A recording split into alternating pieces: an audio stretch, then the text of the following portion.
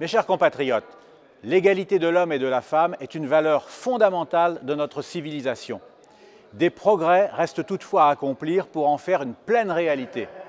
C'est pour le rappeler que l'on a fait du 8 mars la Journée internationale des droits des femmes. À cette occasion, les médias sont hélas souvent monopolisés par des organisations féministes radicales qui cherchent à dresser les femmes contre les hommes quand elles ne se battent pas entre elles.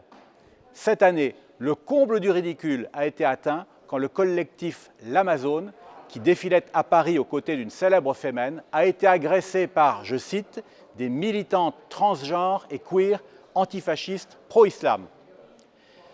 La cause des femmes vaut mieux que cette caricature. Elle mérite qu'on s'attaque à de vrais problèmes, comme par exemple le combat pour l'égalité salariale entre les sexes ou encore la lutte contre les violences conjugales. Dans les deux cas, ce sont les mentalités des hommes qu'il faut changer, notamment par l'éducation. Il faut aussi, plus qu'aujourd'hui, promouvoir les femmes de talent aux postes de responsabilité. Au Rassemblement national, nous avons montré l'exemple en élisant Marine Le Pen à la tête de notre parti.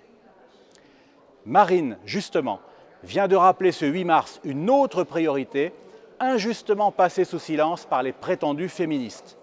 Elle consiste à défendre la sécurité et la liberté des femmes contre les pressions de l'islam radical. La burqa, ce vêtement qui dissimule le corps et le visage de la femme, est déjà interdite en France depuis une loi de 2010.